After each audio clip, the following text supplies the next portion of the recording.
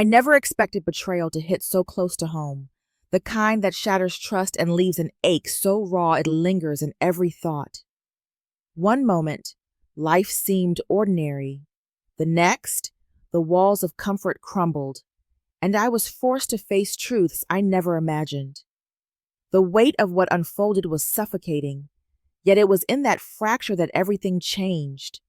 The first spark of a story that would unravel, challenge, and redefine everything I thought I knew.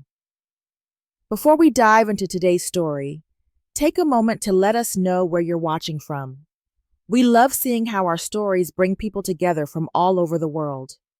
Your comments create a community where storytelling thrives, and we're so grateful to have you here.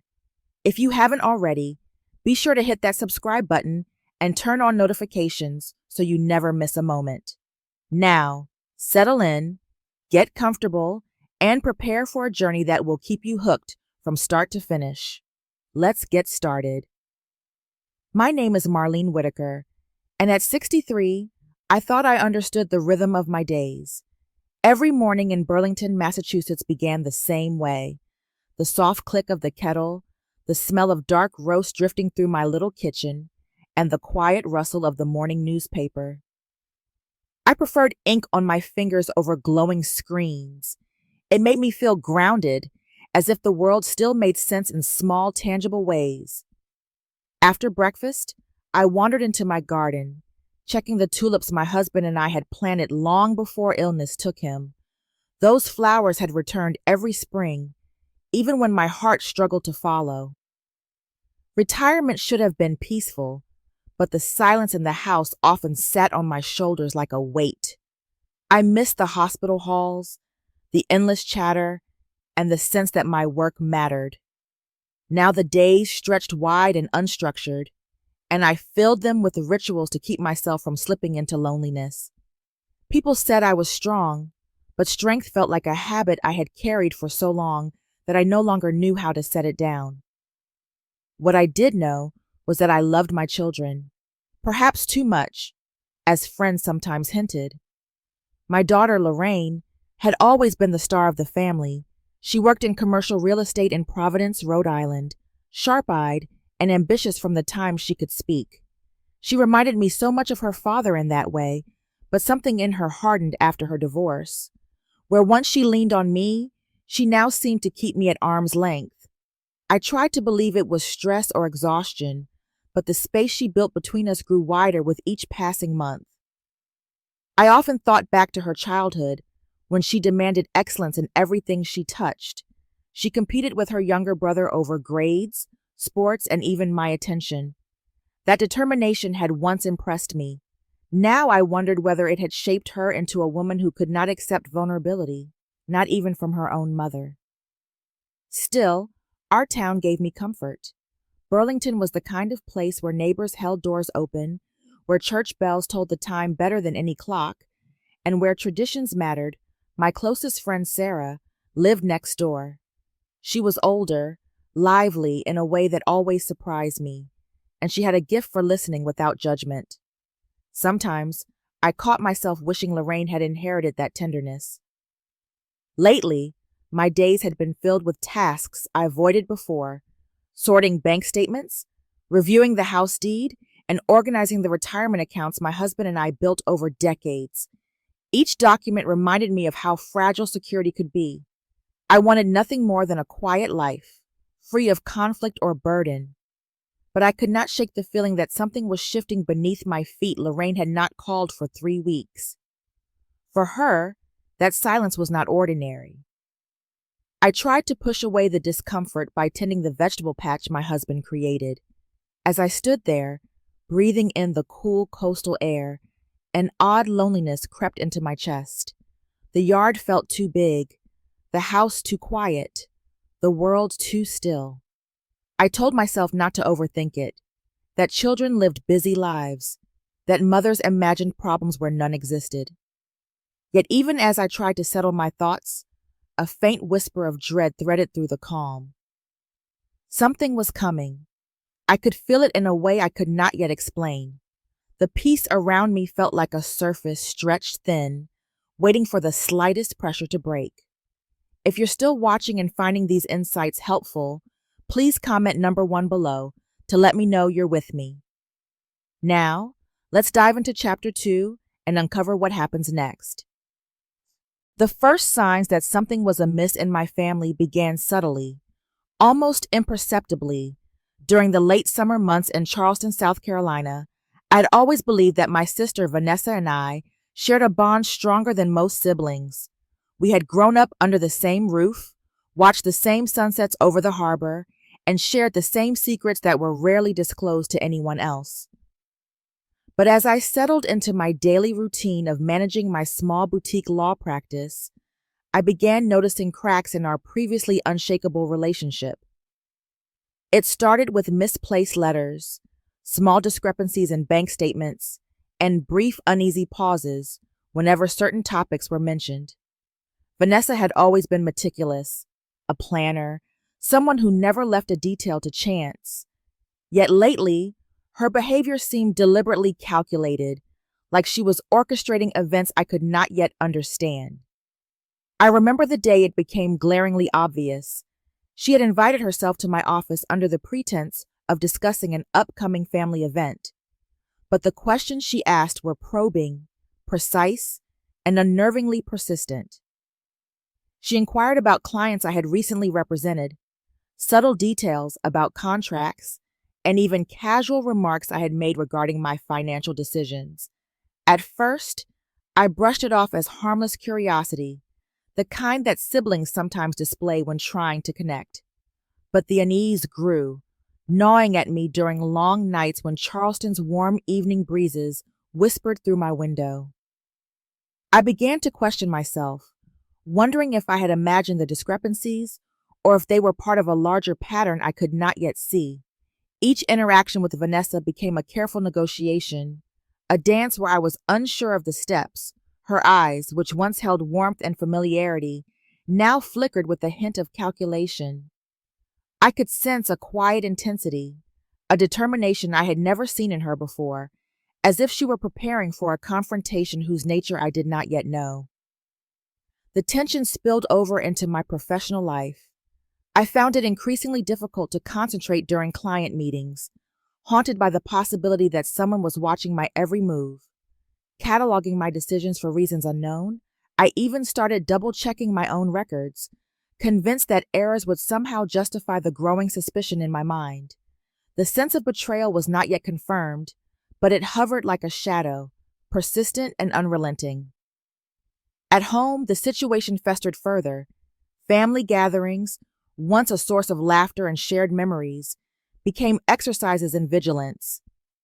I noticed the way Vanessa carefully listened to my parents, how she seemed to gather fragments of conversations with meticulous care. My heart sank as I realized that what I had once considered a playful sibling curiosity was transforming into something far more deliberate. By the end of that summer, the seed of doubt had taken root.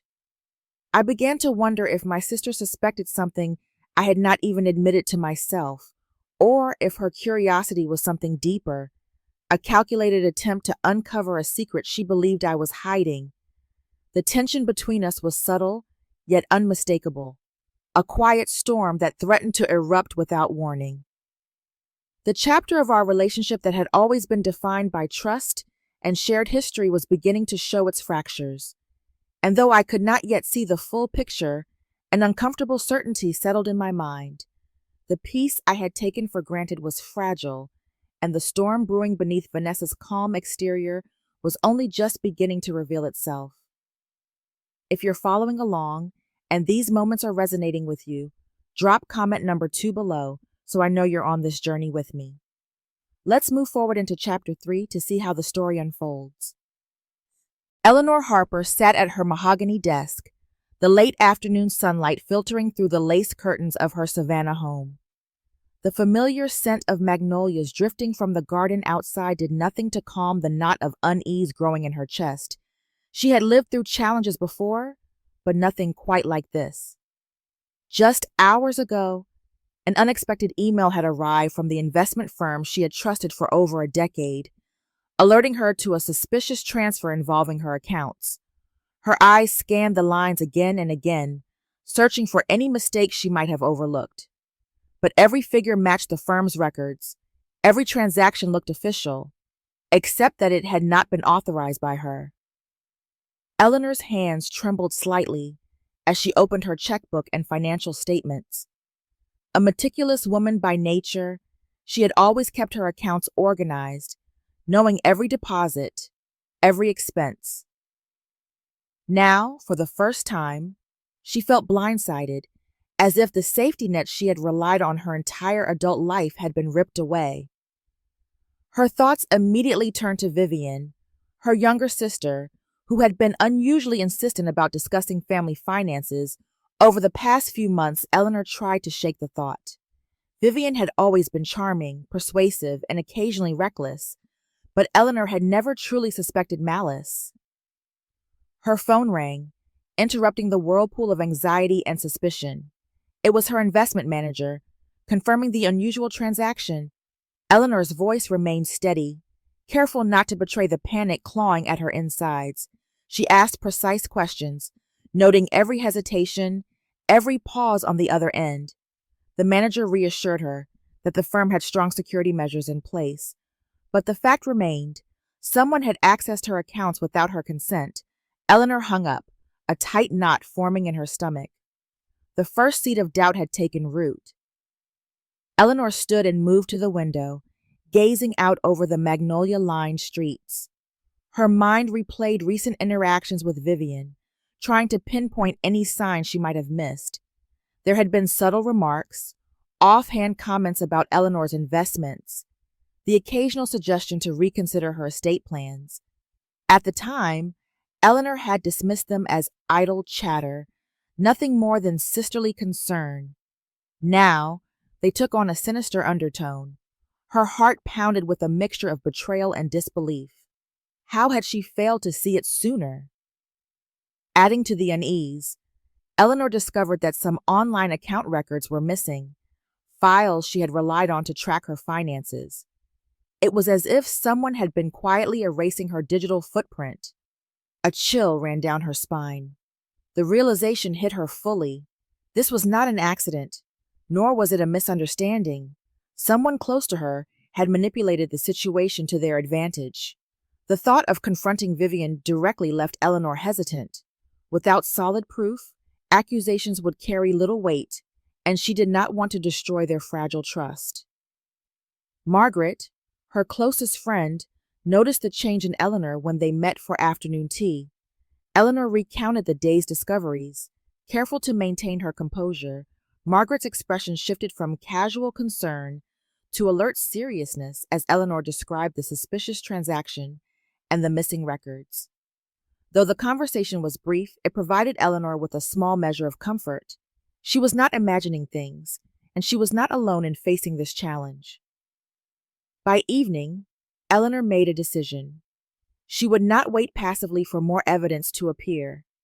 If Vivian was indeed involved, Eleanor would need to uncover the truth herself. Using every resource at her disposal, she began researching private investigators and security consultants, determined to track every detail of her sister's movements and communications. Sitting back in her chair, Eleanor felt a mix of dread and resolve. The first shock had set the stage for a confrontation she could no longer avoid. Outside, the magnolias swayed gently in the breeze, indifferent to the turmoil unfolding within the house, while Eleanor steeled herself for the battles yet to come. If this story is keeping you on the edge of your seat, comment number 3 below to show you're still here with me. Now, get ready for Chapter 4, where everything takes an unexpected turn. Returning to her small apartment in the quiet suburbs of Seattle, Emily felt a mixture of relief and unease. The familiar hum of traffic and the occasional bark of a neighbor's dog seemed almost comforting. Yet inside she was restless, haunted by the accusations her sister Linda had spread.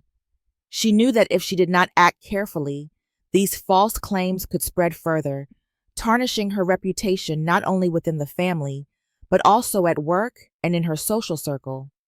Every email she had sent, every minor financial decision she had made, had suddenly become a potential weapon against her. The weight of suspicion pressed on her shoulders, yet beneath the anxiety burned a determination to prove the truth. Emily began methodically cataloging her daily activities. She started with a folder on her laptop labeled Proof, which contained all correspondence, receipts, and records that could substantiate her innocence. Her meticulous nature served her well. She cross-referenced each document with timestamps and contextual notes, creating a timeline that could clearly demonstrate her honesty. Even her minor interactions with coworkers, once easily dismissed as mundane, were logged and analyzed. She felt a renewed sense of control as she built this foundation. It was small, tedious work, but it reassured her that she could fight back logically rather than emotionally. Meanwhile, the harassment from Linda escalated. Text messages arrived at all hours, ranging from subtle insinuations to outright threats. Emily ignored most of them, responding only when necessary, and even then with measured caution. Calls from family members asking about the rumors made her stomach churn. Some sounded sympathetic but cautious. Others openly doubted her version of events. Emily realized that her personal circle could no longer be counted on for unconditional support. The pressure mounted, and the solitude of her apartment became both sanctuary and cage. She wrestled with sleepless nights, her mind cycling through strategies, anticipating Linda's next move, and considering every potential misstep. Determined to gain professional guidance, Emily consulted a lawyer familiar with family disputes and allegations of deceit. The lawyer advised her to maintain careful records, collect evidence, and avoid confrontations that could be misinterpreted. Emily left the office with a folder full of legal tips and a renewed focus.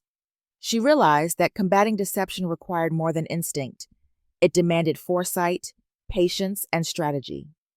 She spent hours revising her own notes, ensuring no detail was overlooked, and began to notice patterns in Linda's behavior.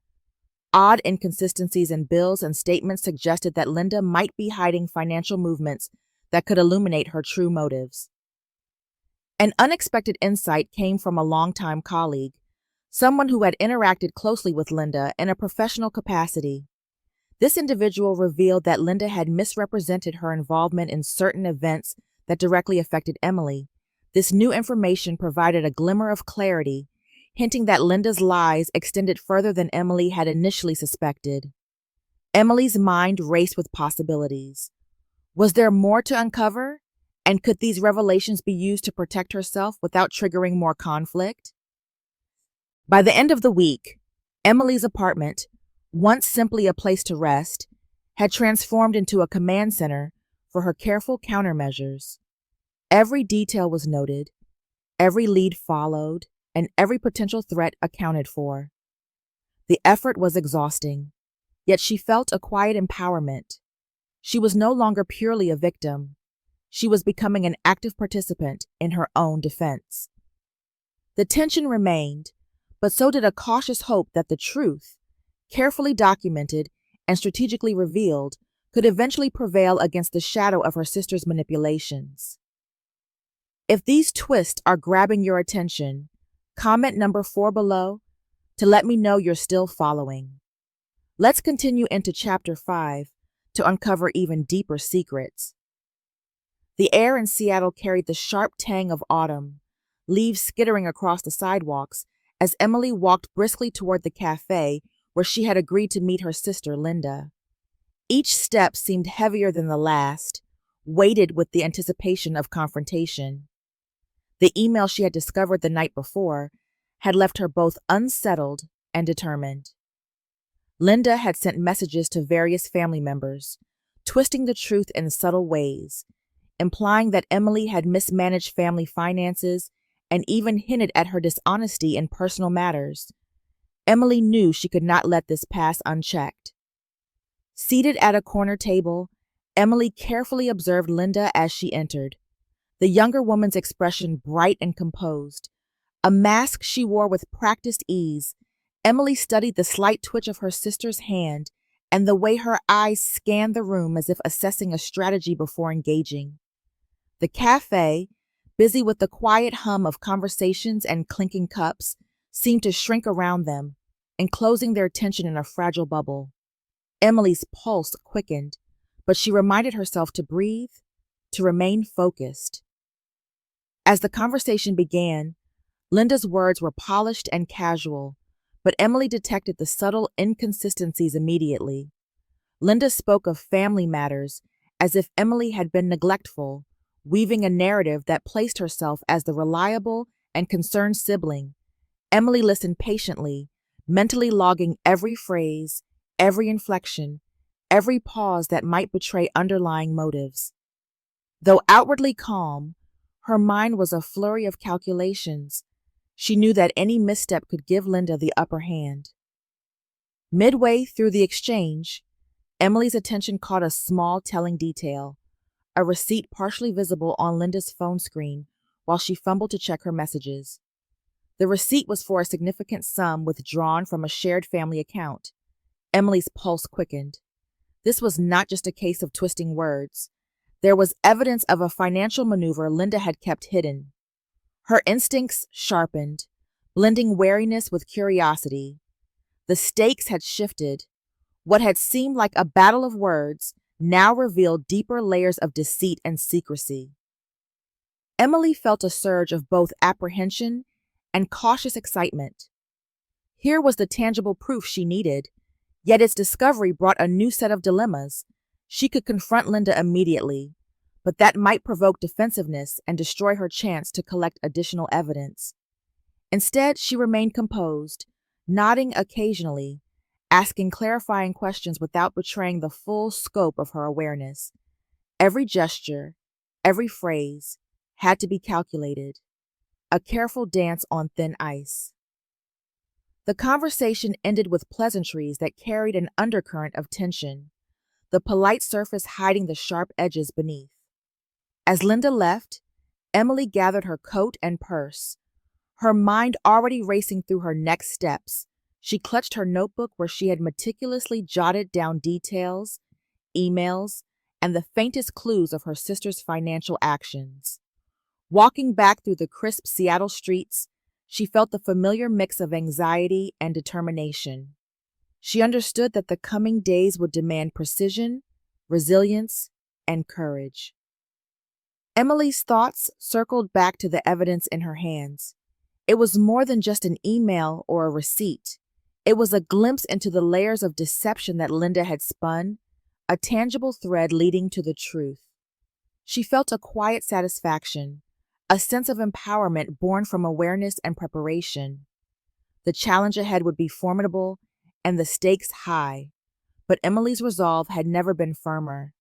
She knew that the next choice she made could alter the course of the family's dynamic and finally reveal the hidden truths that had remained buried for too long. As she reached the familiar corner of her apartment building, Emily paused, inhaling the chill autumn air deeply. The confrontation was only beginning.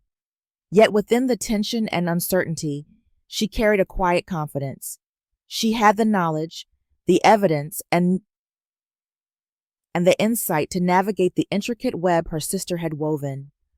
The path forward demanded careful steps, but Emily was ready. She understood that this was the moment where observation, patience, and decisiveness converged, and she was prepared to act with both clarity and courage. The golden light of late afternoon filtered through the half-open blinds of my Seattle apartment, casting long shadows across the living room floor. I sat cross-legged on the worn rug, my laptop balanced on my knees, surrounded by a small fortress of evidence I had compiled over the past week. Receipts, emails, bank statements, screenshots of text messages, all lined up like soldiers, each one a testament to Linda's meticulous scheming. My chest tightened with a mix of anticipation and apprehension. I had always considered Linda to be clever, but I never imagined the lengths she would go to in order to manipulate my life. The thought of confronting her immediately flashed through my mind, a visceral urge to demand answers and expose the truth right then and there. But logic pulled me back. I knew that a hasty confrontation might allow her to cover her tracks or manipulate the story, and I could not afford to lose the upper hand I had to be patient, deliberate, methodical. Leaning back against the sofa, I closed my eyes for a moment and let memories of our shared childhood drift through my mind. The late night talks, the inside jokes, the quiet support in times of personal turmoil, each memory now tinged with the bitter taste of betrayal. How had things come to this? How had the woman I trusted most in the world become the architect of such deception? The questions swirled relentlessly, but I pushed them aside, focusing instead on the tangible evidence before me. A soft vibration on my phone drew me back into the present. A message from Linda appeared on the screen, cryptic and deliberate. "I hope you are being careful." My stomach sank. She knew, or at least she suspected.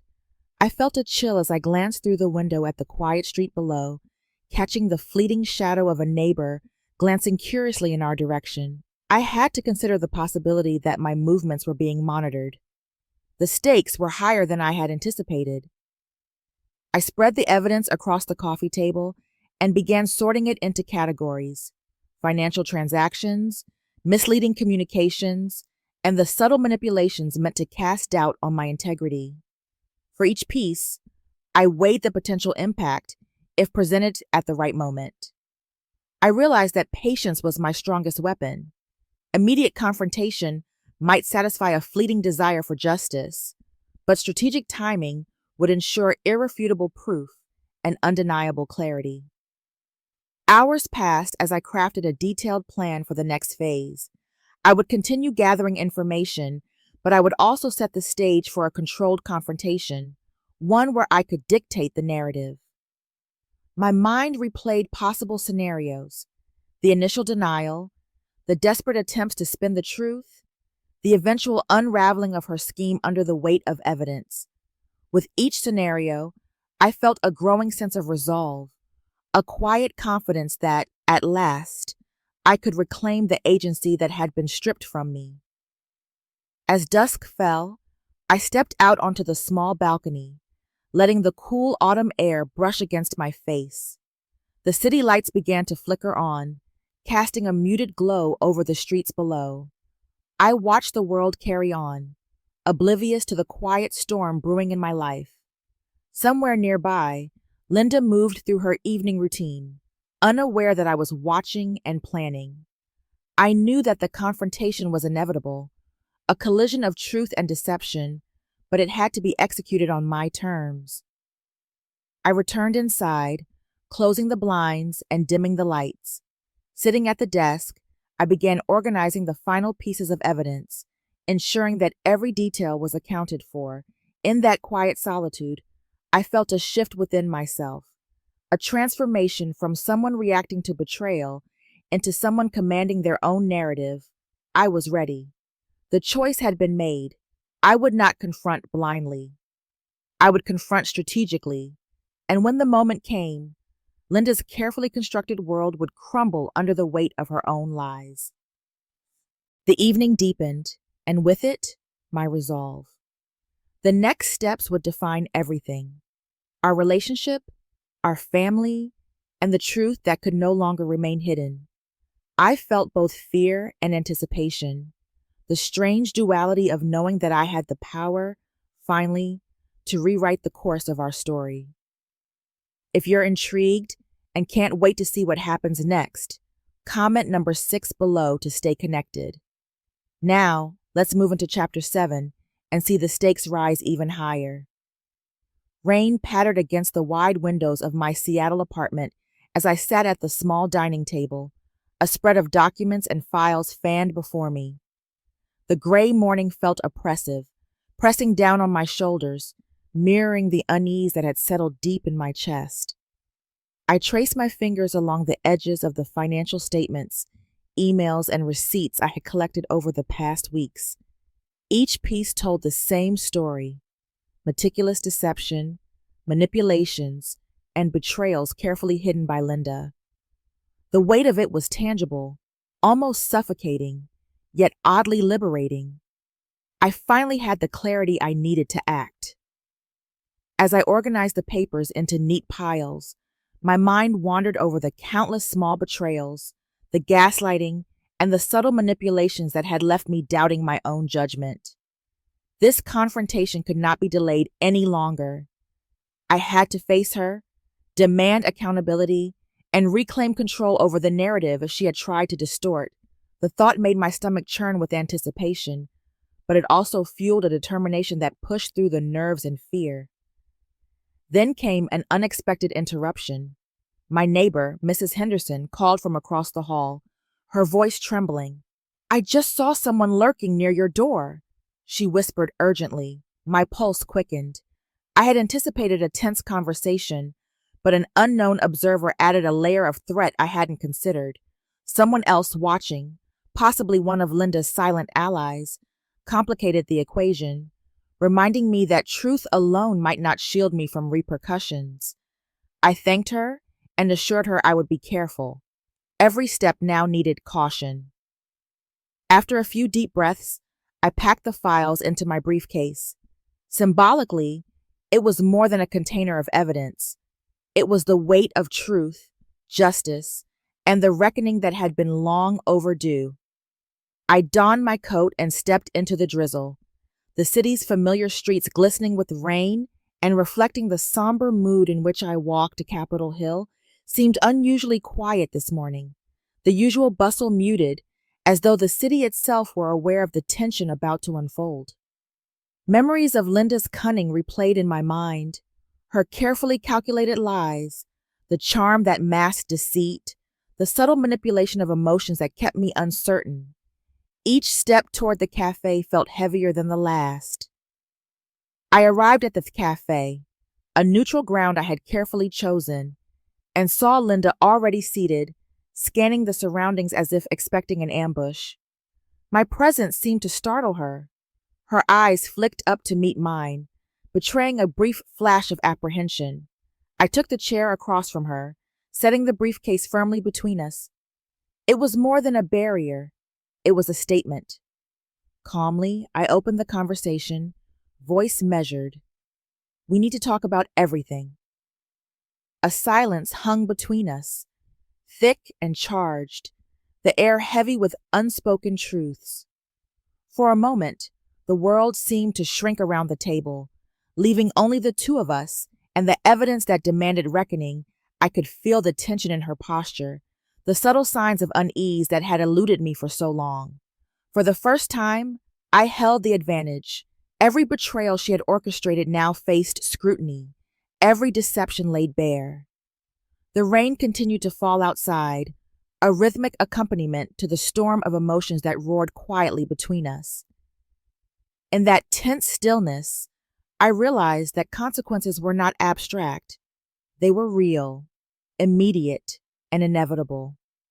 I had reclaimed my voice, and the moment had arrived to witness the unfolding of truths long suppressed, a confrontation that would ripple far beyond the walls of this cafe.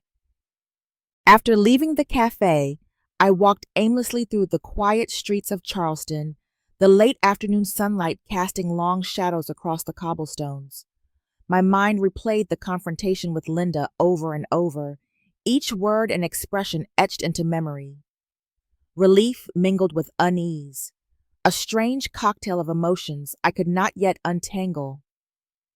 I had exposed her lies, finally pulling the veil away from the careful facade she had maintained for so long. Yet, the reality of what came next pressed on me, heavier than I anticipated. The family dynamics, the friendships at stake, and the financial uncertainties all loomed like dark clouds on the horizon. Back at my apartment, I sat at the kitchen table with my notebook spread around me, the notes and receipts of months of observation staring back like silent witnesses. Each detail confirmed what I had suspected for weeks, yet now it felt raw and personal.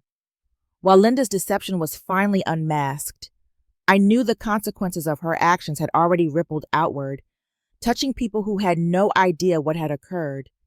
I needed a plan, but first, I allowed myself a moment to acknowledge the whirl of exhaustion and tension that had built inside me. I called my oldest friend, Margaret, whose calm voice and pragmatic advice had grounded me through countless challenges. Explaining the situation to her, I found clarity in articulating my thoughts aloud. Margaret suggested documenting everything meticulously, preparing for potential legal or financial disputes, and identifying who could be trusted with what information. Her steady perspective reassured me, turning my scattered emotions into a focused and focused determination. Even though the sense of betrayal still stung, I could feel a cautious hope emerging, a feeling that I might actually navigate this storm without losing myself completely. As I reviewed my notes again, an unsettling realization struck. Linda had not only lied to me, but had subtly influenced one of my business contacts, potentially compromising other matters I had assumed were secure.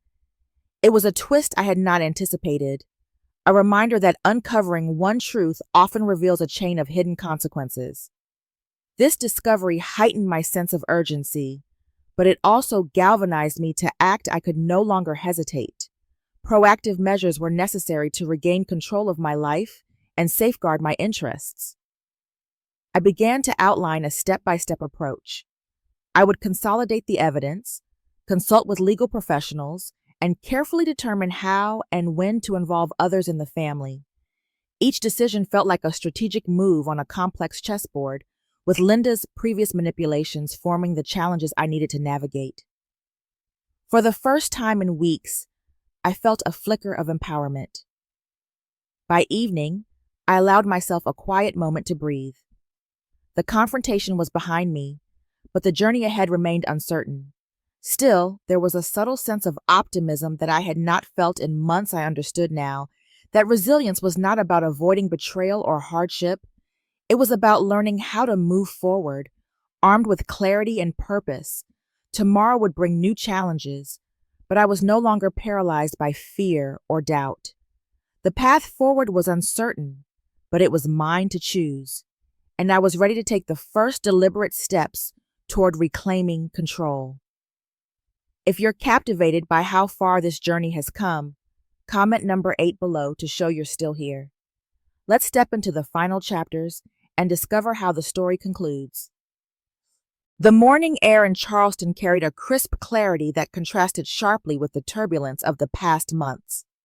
Sitting in my sunlit living room, I reflected on the journey that had brought me here, tracing each moment with a mix of relief and lingering tension. When Linda's duplicity first came to light, the shock had almost knocked the breath out of me. But now, having exposed her scheme and set protective measures in place, there was a calm, deliberate clarity I hadn't experienced in weeks. I reviewed the letters, bank statements, and detailed notes I had painstakingly gathered. Each piece of evidence reinforced the truth I had revealed. I had not been the one at fault. That recognition brought a quiet satisfaction, yet it was tempered by the realization that trust, once broken, leaves an indelible mark. My relationships with family and friends were now being tested in subtle ways. Some had rallied to my side almost immediately, offering sympathy and practical advice. Others remained hesitant, uncertain of which narrative to believe, wary of the emotional fallout. As the day progressed, I began addressing the more practical consequences. Calls to attorneys and financial advisors ensured that my assets and legal rights were firmly secured. Every step felt deliberate, calculated, a defense built not from anger, but from prudence and foresight. The empowerment of taking control contrasted sharply with the helplessness I had once felt, turning anxiety into focused action. Linda, for her part, seemed to understand the extent of the upheaval she had caused. Her attempts at explanation were met with guarded listening and careful responses. While some family members were willing to hear her side, it was clear that trust, once eroded, could not be reconstructed overnight. Watching her navigate the consequences of her choices was both sobering and strangely satisfying. It was a reminder that actions carry weight and deceit, no matter how cleverly concealed, ultimately has repercussions. Amid the resolution, a subtle twist emerged. I discovered that Linda had quietly attempted to manipulate one remaining business contact, likely hoping to regain leverage, but having anticipated her moves, I intercepted the communication and ensured that her influence could do no harm. That moment underscored a lesson I had learned painfully but definitively. Vigilance and prudence are inseparable from resilience. By evening, I felt a cautious optimism settle over me. The family's dynamics would take time to heal, but the essential truth was established, and my position, financial, legal, and emotional, was secure. There was room now for reflection, for measured rebuilding, and for a future less burdened by deception. Sitting on my porch as the sun dipped below the Charleston skyline, I understood that the ordeal had strengthened me, revealing the depth of my own resilience and the importance of setting boundaries without bitterness. Resolution was not a dramatic flourish or a perfect ending. It was a quiet, deliberate affirmation of agency, an acknowledgement that while betrayal might shake the foundations, it need not define the architecture of one's life. I could move forward, wiser, steadier, and resolute. As I sit in the quiet of my sunlit kitchen, the weight of the past few weeks presses on me, though not as heavily as before. The blinds cast thin lines of shadow across the wooden table, marking the passage of time in a way that feels almost ceremonial. I trace the grain of the surface with my fingertips, remembering every confrontation, every lie, every sleepless night spent wondering how Linda, my own sister, could have orchestrated such a scheme against me. Yet in that reflection, I also recognize a strange clarity, the clarity that only comes from surviving deception and emerging on the other side. Linda's betrayal was bitter, personal, and deep. She had not only questioned my integrity, but had involved others, turning whispers into calculated manipulations. I remember the shock the day I discovered the private investigators she hired. She had intended to unearth supposed lies I had told our family, painting herself as the truth seeker while hiding her own misdeeds. It was a carefully constructed facade, yet every move she made revealed her vulnerability. Watching it unfold was like peeling away layers of a mask, and finally seeing the truth laid bare left me both relieved and mournful. Family dynamics, always complicated, had to be rebuilt from scratch. Some relatives, who had doubted me, slowly began to recognize the reality, their eyes reflecting a mix of guilt and relief. Others remained cautious, their skepticism lingering like an invisible wall. I learned to navigate these delicate relationships with patience, setting boundaries while extending measured trust. My closest friends offered unwavering support, their faith in my character reinforcing the lessons I had painfully learned about loyalty, honesty, and discernment. These were the small victories, quietly celebrated in the sanctuary of my home, where no one could manipulate the narrative but me. Linda's repercussions were inevitable. The charm and cunning she had relied on could not withstand exposure. Certain financial missteps, minor yet telling, became more visible to those who mattered. Reputation, always fragile, shifted in subtle but unmistakable ways. I observed her carefully from a distance, noting the fleeting moments of remorse that flickered across her expression, yet understanding that some lessons must be learned alone. There was no triumph in her downfall, only the sobering knowledge that deception carries consequences, and the echoes of actions resonate far beyond the moment of revelation. Amidst the turmoil, life offered a quiet twist of hope. An unexpected letter arrived from an old acquaintance, someone who had observed the circumstances from afar, offering a chance to contribute to a community project focused on mentorship and advocacy for families facing internal conflicts. The opportunity was unplanned, yet it felt like the universe's gentle reminder that new beginnings often emerge from endings. I felt a cautious optimism, a sense of control returning after weeks of being ensnared in someone else's design. Sitting back, I let the lessons sink in. Trust is fragile, honesty is invaluable, and self-respect cannot be compromised even in the face of familial betrayal. I learned that vigilance does not equate to cynicism, and forgiveness does not mean forgetting. It simply means choosing to prioritize one's own well-being over lingering resentment. As the sunlight shifted across the kitchen, casting long shadows that stretched like memories, I felt a sense of equilibrium, fragile yet enduring.